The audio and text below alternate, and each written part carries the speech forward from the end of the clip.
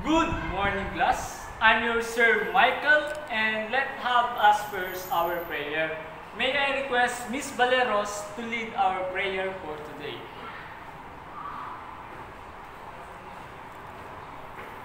Before taking your seat, make sure there is no trash in your area.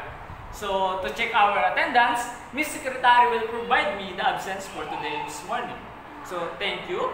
And for our class rules, here is our class rules, which is the math. And make sure you follow these rules for our smooth discussion. So, before we formally start our discussion, can someone tell me the learning they got in our previous discussion? Thank you for the recall of our last discussions. For our objectives, here is our objectives.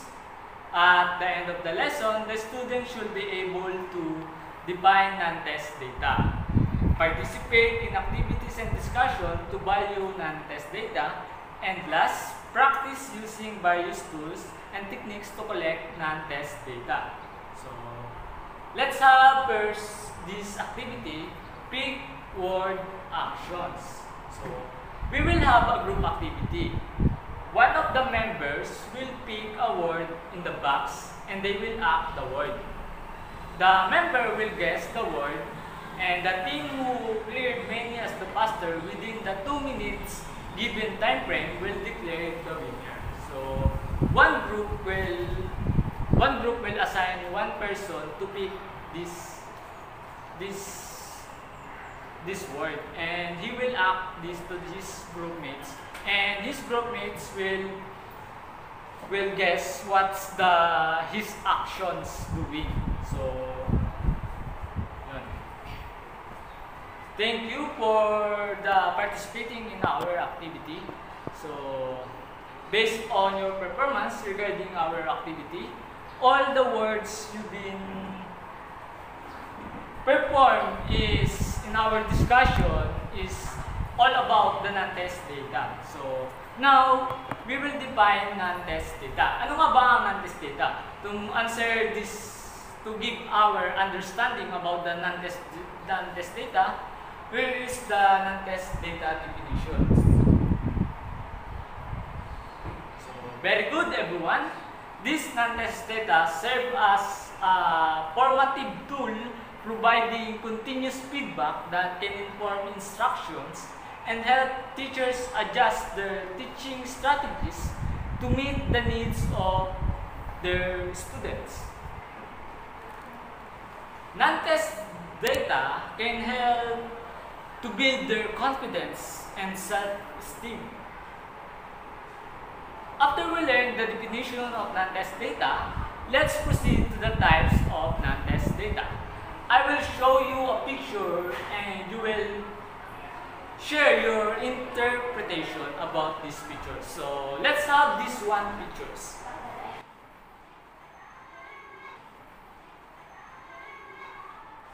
Yes, correct. That is homework. We are doing this on our home, but some of us, we did it to our home and we did it to our schools, di ba? During our high school days, ginagawa natin homework natin sa ating school para mas makakopya, ganyan. So, yan. So, for now, you will share your experience doing a homework. What are the benefits you get from doing a homework? Thank you for sharing. Homework will help to determine how well the lessons are being understood by their students. Homework gives students another opportunity to review class material. Homework gives parents a chance to see what is being learned in a school. So, for our next pictures,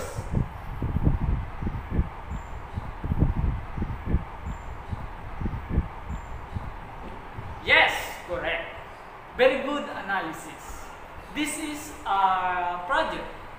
Everyone is right that project is a planned activity that needs to be accomplished in a given time frame.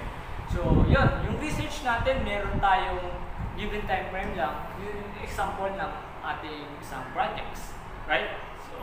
So anyone can share their experience doing a project. and what is the benefits of this project. Thank you for your answer. And project help students to use their skills and develop their creativity. So, for our next non-test data, very good. It's the portfolio. Good job. Portfolio is a document where we put our work and accomplishment to write our strengths and weaknesses of the particular achievements. Para ma-review natin kung saan nga ba kailangan natin i-improve, kung alin pa yung ating i-maintain. So, who can share her or his experience about doing a portfolio and what is the benefits of doing a portfolio? Thank you for sharing. It helps to monitor the progress and help to identify areas of improvement.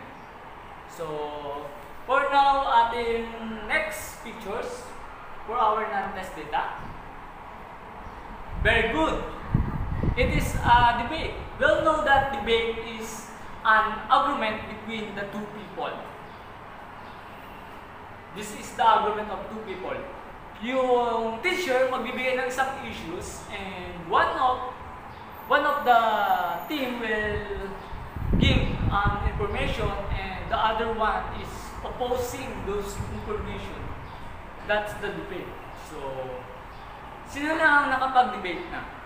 So, can you raise your hand and give your experience doing this and what will you feel doing the debate and what benefits you gain about doing the debate.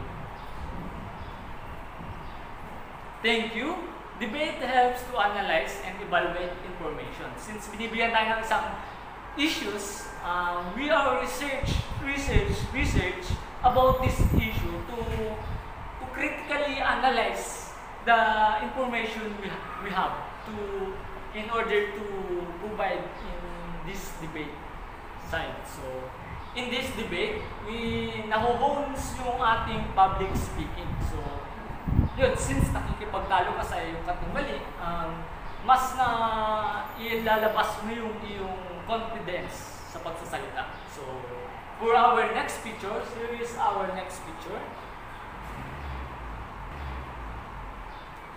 Yes, that's correct. Ito yung demonstrations. It is a method showing how to do the task. So, doing a demonstration, mas na uunawaan ng yung student yung particular topics or a complex topic. So, ano ba yung experience nyo doing demonstrations? Anyone? Yes, thank you for providing your experience doing a demonstration. So, demonstration can improve the understanding of complex topics and principle. Katulad nga sabi ko kanina, complex topics. Doing a demonstration, mas napapa natin yung mga complex topics sa ating mga students. So, students can pay attention easily and follow the learning process.